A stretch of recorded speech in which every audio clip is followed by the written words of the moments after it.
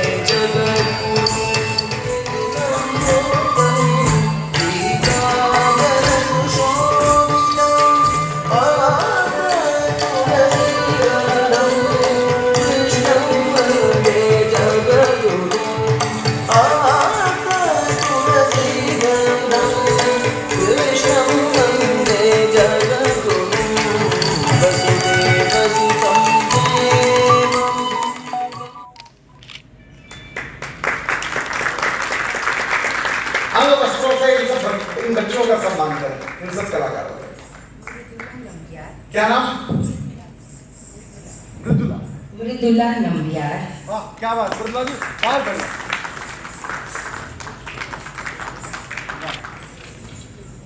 पूजा पीताम्बरन। पूजा पीताम्बरन। गायत्री देका।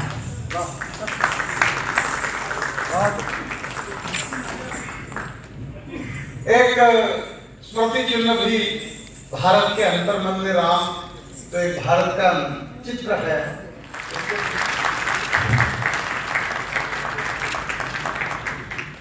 प्राण संकटों में डाल, बन के वंचितों की ढाल, डट गया पहाड़ सा जो राम जैसा कौन है। मां से ही चला गया जो, वन में ही चला गया जो, कष्टों से दला गया जो, राम जैसा कौन है। फिर भी हारता नहीं जो, धर्म त्यागता नहीं जो, डट गया पहाड़ सा जो, राम जैसा कौन है। राम ने पिता के लिए सकल सुखों को त्याग, संयम की आग में जवानी को जला दिया। राम ने भरत के लिए रेशमी पथों को छोड़, जंगलों की खाक में बिछौना ही बिछा दिया। राम ने सौतेली माँ के विष को हंस के पी लिया। राम ने सौतेली माँ के विष को हंस के पी लिया। और शिव की भांति नीलकंठ सा हृदय बना लिया। क्रोध भी किया नहीं, विनय को भी तजा नहीं, तो सबने ऐसे राम को हृदय में ही बसा लिया। चेतना के प्लेटफॉर्म पे आज हम कर रहे हैं। सब अतिथियों का चेतना परिवार की तरफ से हार्दिक अभिनंदन और स्वागत करता हूं। आसान नहीं है। श्री राजकुमार अग्रवाल जी तथा अन्य सभी मंचासीन महानुभाव और इस कार्यक्रम में पधारे हुए सभी राम भक्त देवियों और सज्जनों, मुझे सबसे पहले एक निवेदन करना है कि ये जो आप तालियां बजाते और बजाते हैं, ये राम जी को पसंद नहीं आता। राम जी के किसी कार्यक्रम में राम जी ने कभी ताली बजाई? तो यहाँ क्यों बजाई?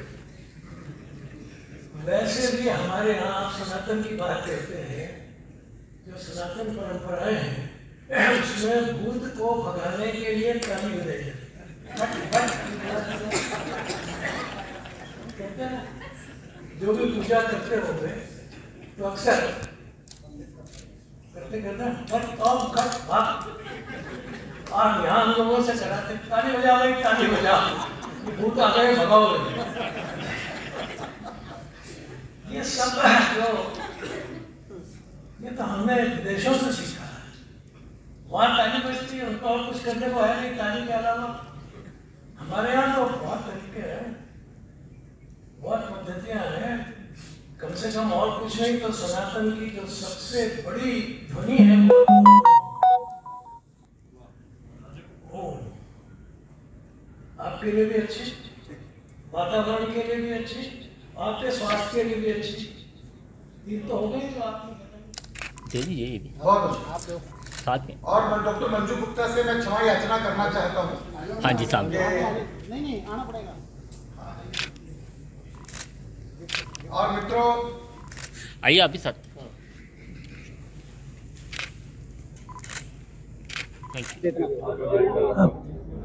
चेतना शब्द से ही लोगों को ऊर्जा मिल जाती है, और इस चेतना में तो स्वास्थ्य और पर्यावरण और लोगों के साथ संपर्क जोड़ने का सारा संदेश जुड़ा हुआ है।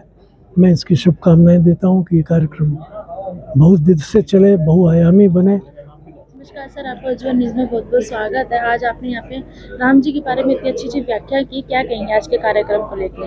कार्यक्रम बहुत सुंदर है, प्रेरणास्पद है, मार्गदर्शक है। हम सबको राम को जीवन में अपनाने की प्रेरणा देते हैं। उसको मूल्यों को समझे और उस मूल्य को जीवन में उतारेंगे तो अपना, अपने देश का और विश्व का सबका कल्याण होगा। नमस्कार मैम, आपका उज्ज्वल न्यूज़ में बहुत बहुत स्वागत है। हाँ जी। आज राधे श्याम जी को तो आज हाँ उनके जी, जन्मदिन के मेरे हस्बैंड का। हाँ जी, तो आज उन्हीं के जन्मदिन के उपलक्ष्य में आज यहाँ पे इतना भव्य कार्यक्रम किया, भारत में राम। तो क्या कहेंगे आज के कार्यक्रम? मैं कहूँगी उनके अंतर मन में जो था उसके बारे में आज चर्चा हुई, बहुत अच्छा लगा। हमेशा उनको मन रहता था कि भगवान की तरफ ही ध्यान रहे, तीर्थ करे। वो कैलाश तक भी गए, पूरे यात्रा, पूरे भारत की उन्होंने यात्रा की है, और कहूँगी बहुत अच्छा लगा। नमस्कार सर, आपका उज्ज्वल न्यूज़ में बहुत बहुत स्वागत है।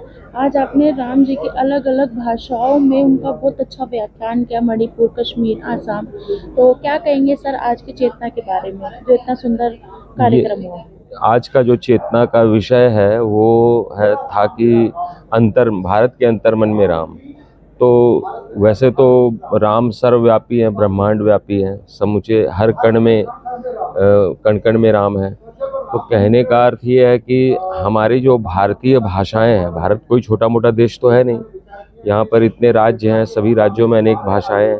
तो हम लोग विदेशी भाषाएं तो सीखते हैं, अंग्रेज़ी सीखते हैं, जर्मन, फ्रेंच, लेकिन हम अपनी भारतीय भाषाओं को ही नहीं जानते हैं।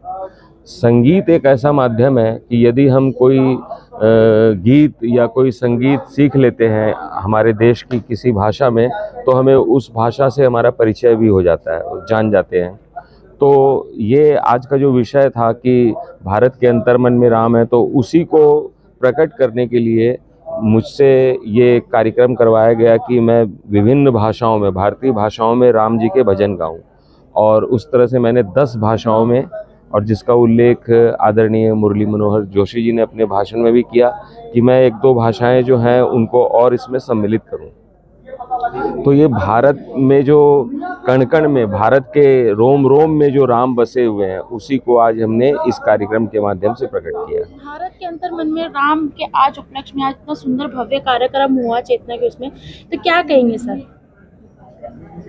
राम ही राष्ट्र है, राष्ट्र ही राम है। मेरा राम मेरा राष्ट्र, इसको समझना पड़ेगा। और जब राम मंदिर प्राण प्रतिष्ठा की तरफ बढ़ रहा हो तो चेतना ने ये निर्णय किया कि लाला राधे श्याम गुप्ता जी की स्मृति में हम लोग इस बार भारत के अंतर्मन में राम इस विषय पर बात करेंगे। और आपको पता है चेतना में जो भी वक्ता होते हैं वो बड़ा सोच समझकर उनका चयन किया जाता है।